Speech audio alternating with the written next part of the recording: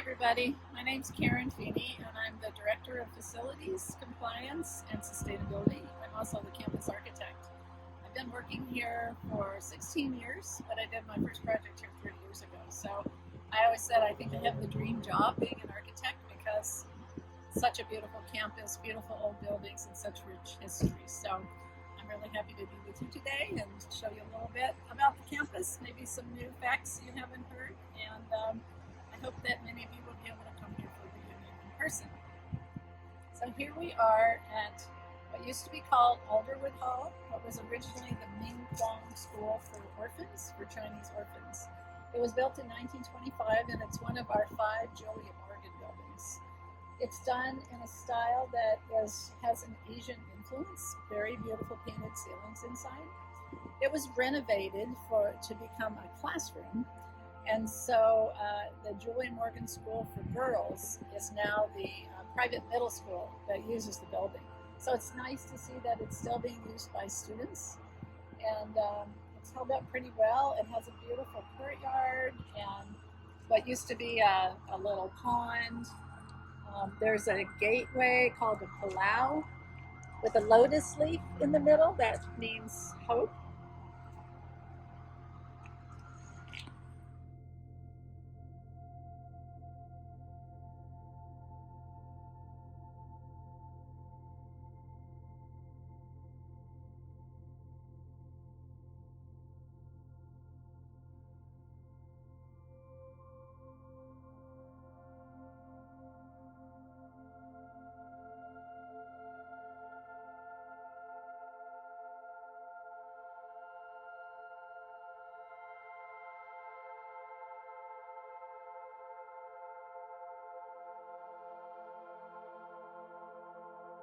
So here we are in front of the soccer field. You can see the cyclone sign. Unfortunately, nobody's been able to play on the field for the last almost year and a half, but we are just starting to open it up soon, and as well, we hope the pool will be open in the fall. That's also been closed.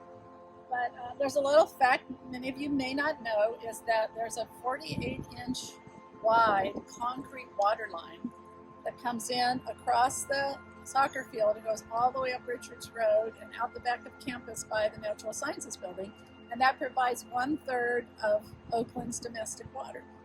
So we have to be very careful when we do income drilling. All right, so here we are in front of Richards Lodge. It was originally Beulah Lodge, and you may not know this, but this was where the front gate was. So actually, the Alderwood Hall was outside of the original gates. It was built in 1925. We think it's Walter Radcliffe Jr., who was our campus architect from 1920 to 1940. And it is now the home of the dance department, offices and meeting rooms.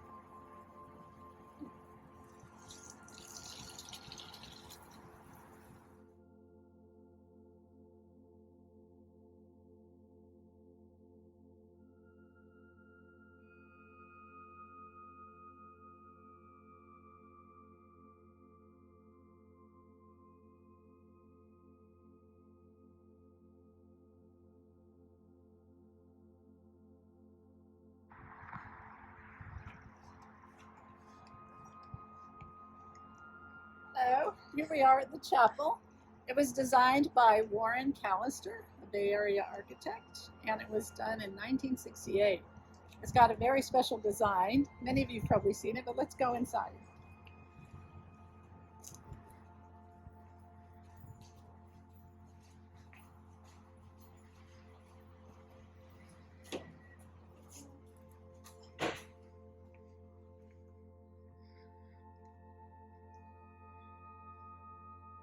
This is one of my favorite buildings. I like the way the skylight lets you look out and see the sky, and it's a special structural system where all of the load comes down the walls and sits on a concrete ring called a compression ring. And between the doors are steel posts, and so it looks like the whole chapel is floating. Over on the left, if you haven't been here in a while, you may not have seen our labyrinth, which is laid out in stone. It was done by students, and it is a replica of the labyrinth at Chartres Cathedral.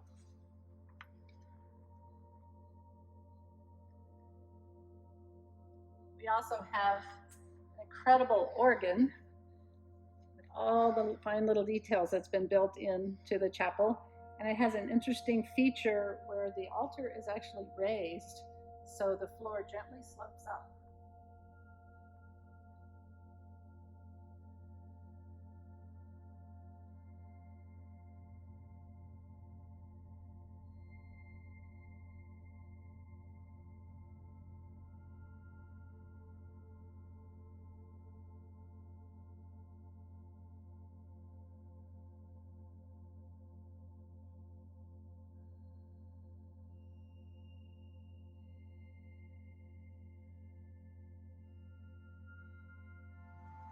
So here we are at the Music Building.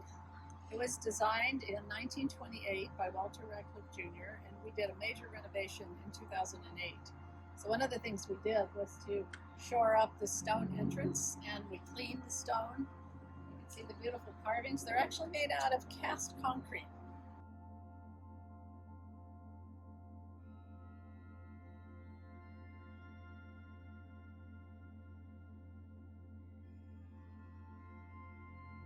And not stone. We found that out when we were doing it. You see the beautiful lanterns. Those are about 3 feet tall. And some of the folks in the facilities department took those into the shop and lovingly cleaned them, working on them for weeks and weeks to take off the dirt, and then we resealed them. So there was a lot of hand labor and love that went into restoring this building. So let's go inside and look at the concert hall.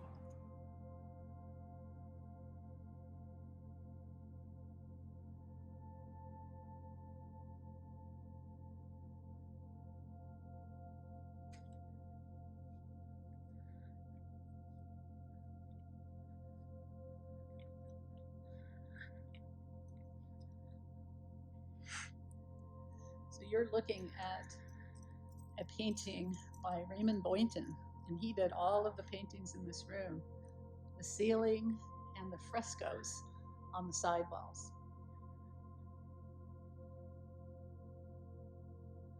The paintings over the stage are actually closing off the choir loft, and they're on a track. So they open up to reveal a pretty deep choir loft that's on the second level. When we took those down, we had a conservator work them over, and she did some research on the chemistry of the paint so that we wouldn't damage it. She did a beautiful restoration. On the frescoes, which you see running just under the ceiling on both sides of the room, those were cleaned by 2 conservators who came over from Poland, a man and wife team, and they spent 3 months cleaning the frescoes with tiny little brushes. And just like the Sistine Chapel, when they were done, it was as if they'd just been painted brand new. It's not a specific story, but it's a lot of allegory. You have the river Styx, the 3-headed dog of Cerberus, chandeliers. The beautiful amber color is actually mica.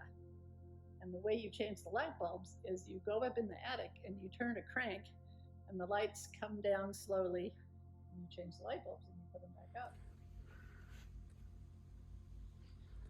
So all of the seating that you see, including this whole raked upper level, was completely rebuilt to meet the current codes. So we had the new seats fabricated, new carpet made, but we matched the old colors, blue and gold.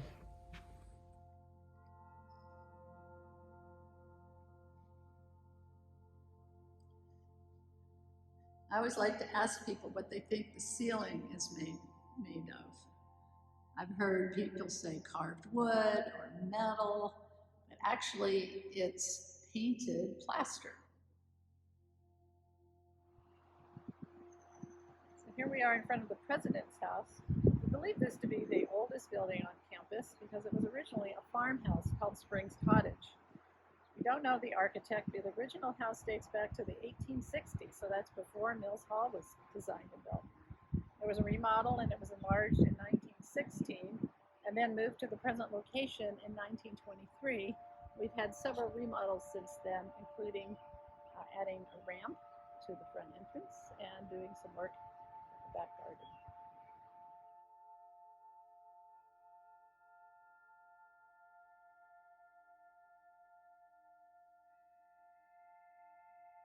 orchard meadow. It was designed by Bakewell and Brown in 1919, and that's Orchard Hall, and Meadow Hall was 1921, so they were built a couple of years apart. And then the kitchen and the dining rooms and this main lobby were actually done in 1933 by Walter Radcliffe Jr., who did a number of our other buildings on campus. Then it was renovated in 2001. We did some seismic work, we added an elevator, and we remodeled some of the restrooms and did interior remodels. So it may not look exactly like it did when you were here, but we're keeping it alive.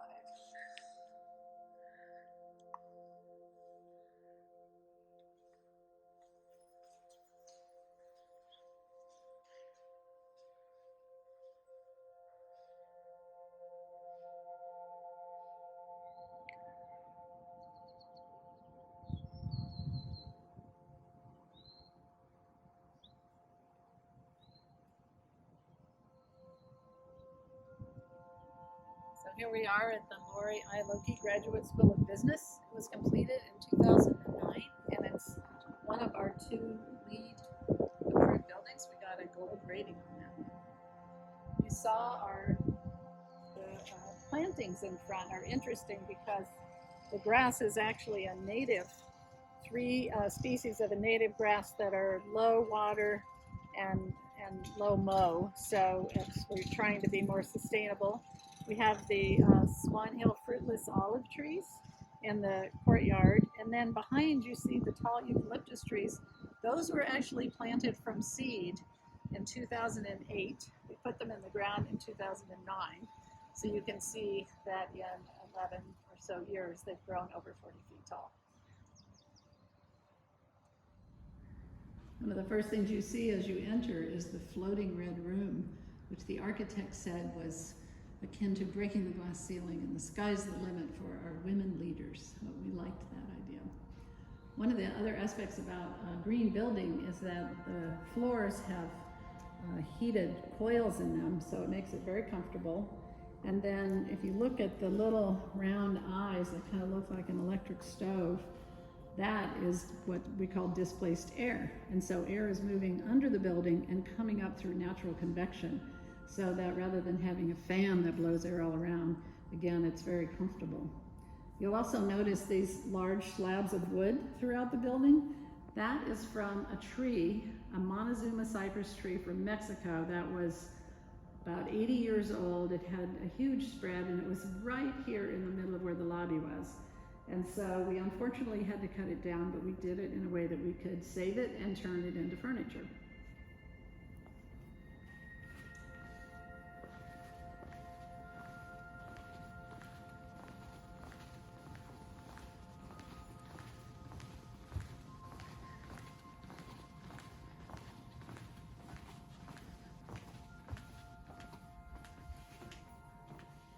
And this is the gathering hall. Many of you may have been in here. It's a lovely space. It has beautiful acoustics. The whole left wall is all acoustic panels. On the right, where you see the wooden wall, that is where we have a screen for projection, and behind that is a catering kitchen. So it's a very versatile room. The stone on the very back wall is called Val's quartzite, and it comes from a special place, one place only in Val's, Switzerland. It's a very beautiful stone that can range from white to green to black.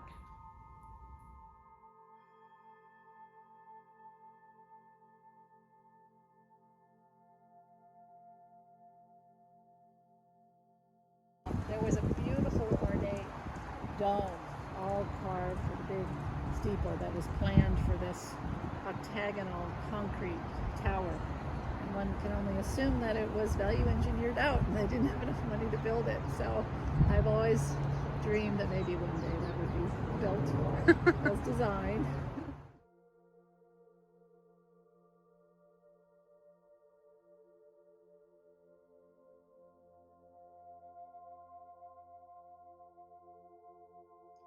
Here we are at Ethel Moore. This was designed by Walter Radcliffe Jr. in 1926. It's beautiful home now.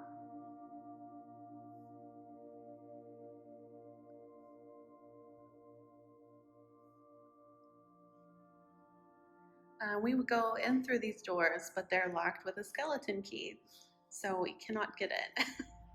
We now stop at Kimball House, built in the Renaissance Revival style. It is believed to have been built in 1894 and was the home of the Kimball family, whose 4 daughters attended Mills in the 1890s. Purchased by the college in 1921, it was moved to its present location from further down Seminary Avenue in the direction of East 14th Street. The college's plan was to move it to the center of campus, but it could not be moved past Leona Creek, so it ended in its present location right next to the creek. Kimball House served as a music building, a home economics building until 1960, and subsequently housed the Division of Social Sciences until 2004. It is now used as an annex for the School of Education.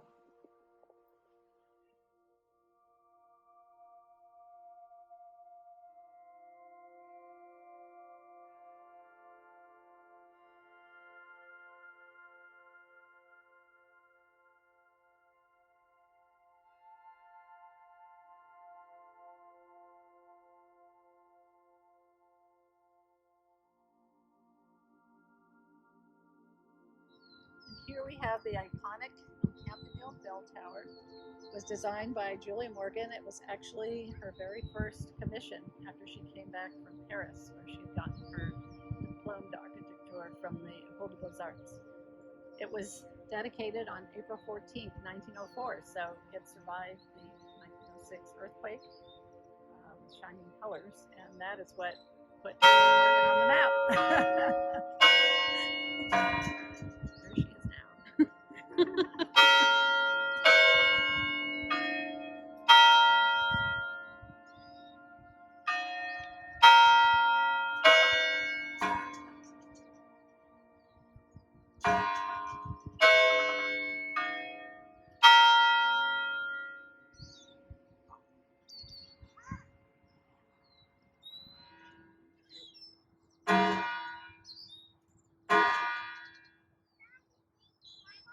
Speaking of bells, these were cast for the 1893 World's Columbian Exposition in Chicago and were given to Mills by a trustee, David Hughes.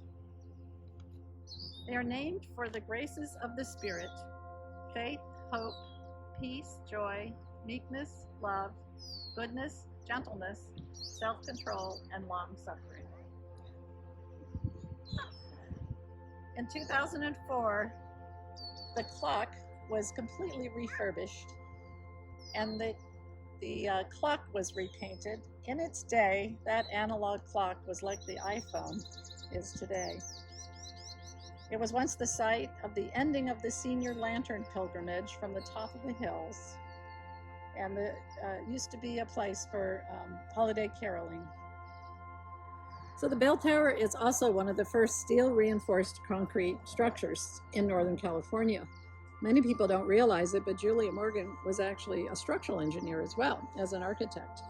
So she had learned this when she went to school at UC Berkeley, where she got her engineering degree, and then also in Paris, where she worked for several years with architects there while she was getting her degree. So the bells were donated, but sat on the lawn for 10 years. And finally, a donor, Borak Smith, Marion Smith and David Borak Smith, said that they wanted to fund a tower to house the bells. And so Julia Morgan designed the tower to actually fit these bells.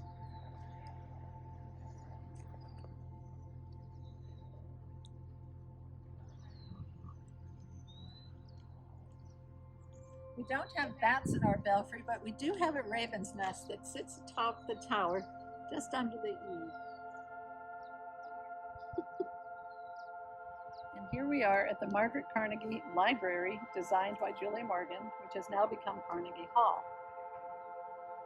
Until 1990, it was the library, and I was told that one could wander in its reading rooms and see all sorts of graffiti carved into the old wooden desks and chairs there. Upstairs is the Albert Bender Room, which housed the college's rare book collection until it was moved to the new Olin Library in 1990. The building of the Olin Library also has a story. By the late 1980s, the college had outgrown the Carnegie Library, even with the addition of an annex in the 1950s.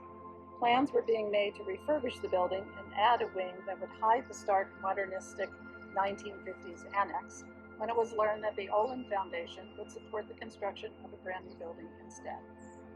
And here we are at Mills Hall. It was designed by S.G. Bugbee and Sons in 1871. 100 years later, in 1971, it was put on the National Historic Register. It was actually renovated to just a residence hall in 1970, and then in 1987 was heavily damaged in the Loma Prieta earthquake and had a major renovation by EHDD Architects with FEMA funds in 1994. The original 46,000 square foot structure was built in 9 months with no power tools. And many of you may have seen a wonderful postcard of a rose bush that used to tower all the way up the front of the building. You may have also seen photographs that had a cupola on the roof, which at some point came down, possibly in an earthquake. I was told stories that this is where the women would go out and smoke. Mills Hall opened on the 2nd of August, 1871, when seminary classes began with 125 students. This building, the first west of the Mississippi to have gas lighting, was built in 9 months. The lobby was once Susan Mills' parlor, and it now contains a few examples from her famous teapot collection, the result of gifts made to her from acquaintances all over the world. Over the course of her life, Mrs. Mills accumulated several hundred teapots, some of which were exhibited in the International Terminal Gallery of the San Francisco Airport.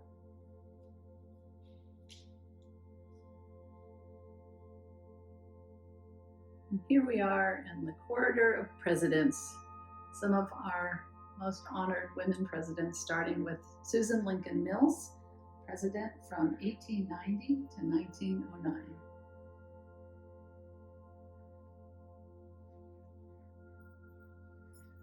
Next, we have Aurelia Henry Reinhardt, president from 1916 to 1943. She was a single mother of 2 when she came to Mills.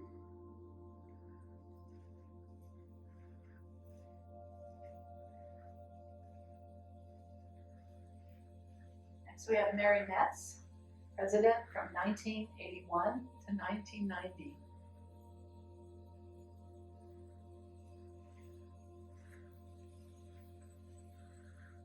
Janet L. Holmgren, 1991 to 2011. And this is a painting by Hung Liu, one of our illustrious faculty members in the painting department. And then Alicia A. DeCudro, 2011 to 2016. And Beth is still our president, so her painting isn't up here yet.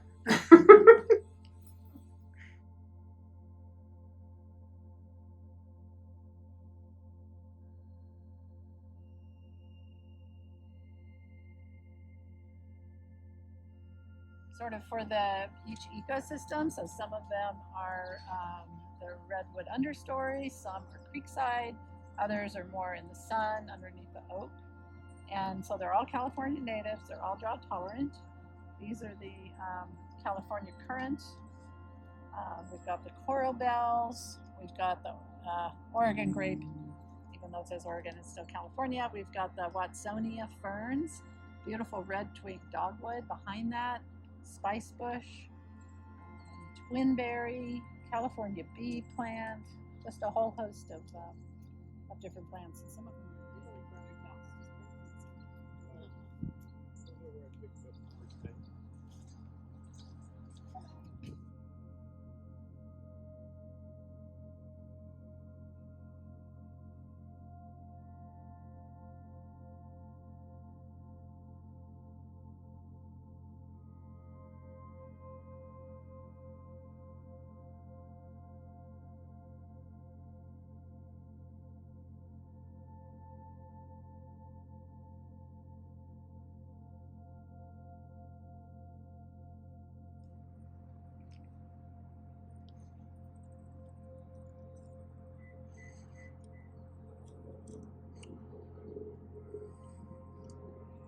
Here we are at Lisser Hall. It's recently renovated in 2018 to make the building ADA accessible and to put in a movable seating system. The building was heavily renovated in 1928, and it was actually turned around so that the entrance was the stage, and what is now the stage was the original entrance. In 28, the building was changed from wood to stucco, but if you come around to the side of the building, you'll see that part of the original wood construction is still visible from the ramp and the new terrace, which overlooks the creek.